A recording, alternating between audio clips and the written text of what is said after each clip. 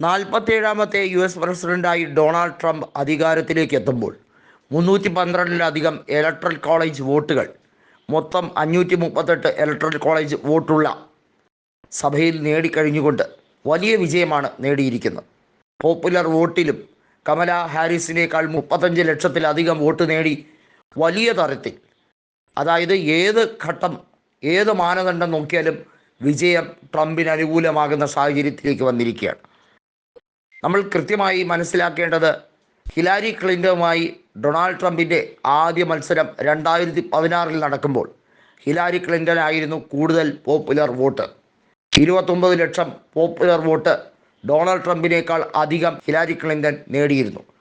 എന്തിനധികം പറയുന്നു, George W. Bush Republican സ്ഥാനാർത്ഥിയായി അധികാരത്തിലെത്തുമ്പോൾ എതിർ സ്ഥാനാർത്ഥിയേക്കാൾ കുറവായിരുന്നു പോപ്പുലർ വോട്ട് എന്നുള്ളത് എടുത്തു പറയേണ്ട കാര്യമാണ്.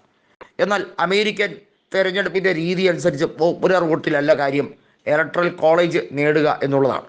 വിന്നർ ടേക്സ് ഇറ്റ് അവേ എന്നുള്ള സിദ്ധാന്തമനുസരിച്ച് 50ഓളം സ്റ്റേറ്റുകളിൽ ഓരോ സ്റ്റേറ്റിലും പോപ്പുലർ വോട്ട് ആർക്കാണോ ഒരു വോട്ടെങ്കിലും കൂടുതൽ കിട്ടുക, ആ വ്യക്തിക്കായിരിക്കും അവിടെയുള്ള മുഴുവൻ ഇലക്ട്രൽ കോളേജ് വോട്ടും സെനറ്റ് വോട്ടുകളും കിട്ടുന്നത്. അത്തരത്തിലേക്ക് വരുമ്പോൾ എല്ലാ തട്ടിലും, ഹൗസ് ഓഫ് കോമൺസ് ആയിരുന്നാലും സെനറ്റിലായിരുന്നാലും അവിടെ റിപ്പബ്ലിക്കൻ ആധിപത്യമാണ്.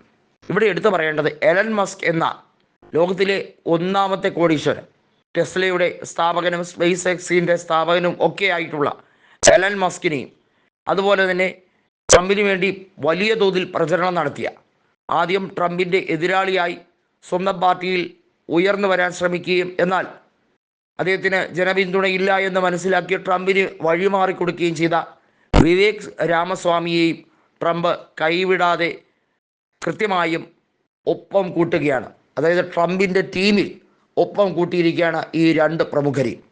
ഈ രണ്ടുപേരും വാസ്തവത്തിൽ ഡൊണാൾഡ് ട്രംപിൻ്റെ വിജയത്തിന് വലിയ രീതിയിൽ സഹായകമായ ഒരു വ്യക്തിയാണ്. ഡൊണാൾഡ് ട്രംപിൻ്റെ ഇളയ മകൻ ബാരൺ ട്രംപ്, അതായത് ട്രംപിൻ്റെ ഭാര്യയായിട്ടുള്ള, മൂന്നാമത്തെ ഭാര്യയായിട്ടുള്ള, ഇപ്പോഴത്തെ ഇനി വരാൻ പോകുന്ന US-ലെ ഫസ്റ്റ് ലേഡിയായി ചുമതലയേൽക്കാൻ പോകുന്ന വ്യക്തി, അവരുടെ പുസ്തകം ഏറ്റവും കൂടുതൽ വിറ്റഴിക്കപ്പെട്ട സമയം കൂടിയായിരുന്നു ഇത് എന്ന് ട്രംപ് പൊതുവേദിയിൽ വെച്ച് പറയുകയുണ്ടായി. അതായത് ബാരൺ ട്രംപ്, അതായത് ഡൊണാൾഡ് ട്രംപിൻ്റെ ഏറ്റവും ഇളയ മകൻ, അദ്ദേഹത്തിന് വെറും 18 വയസ്സ് മാത്രമാണ് പ്രായം. ബാരൺ ട്രംപിൻ്റെ വലിയ തോതിലുള്ള ഒരു എലക്ഷൻ സ്ട്രാറ്റജി ട്രംപിന് പോപ്പുലർ വോട്ട് നേടിയെടുക്കുന്നതിൽ വലിയ വിജയ ശതമാനം നേടിയെടുത്തു.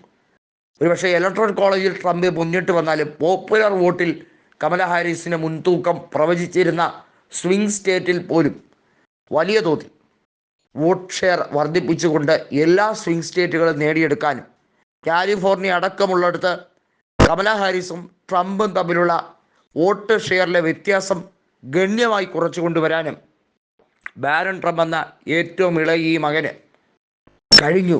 അത് അദ്ദേഹത്തിൻ്റെ പോഡ്കാസ്റ്റുമായി ബന്ധപ്പെട്ട് സോഷ്യൽ മീഡിയയിലെ അദ്ദേഹത്തിൻ്റെ വൈദഗ്ധ്യം ഉപയോഗിച്ചതാണെന്ന് ട്രംപ് പിന്നീട് പൊതുപരിപാടിയിൽ പറയുകയുണ്ടായി. അത്തരത്തിൽ എല്ലാ തരത്തിലും 2020-ലെ ബൈഡനോട് തോറ്റപ്പോൾ ഉണ്ടായ തെറ്റുകളെല്ലാം തിരുത്തിയായിരുന്നു എത്തിയത്.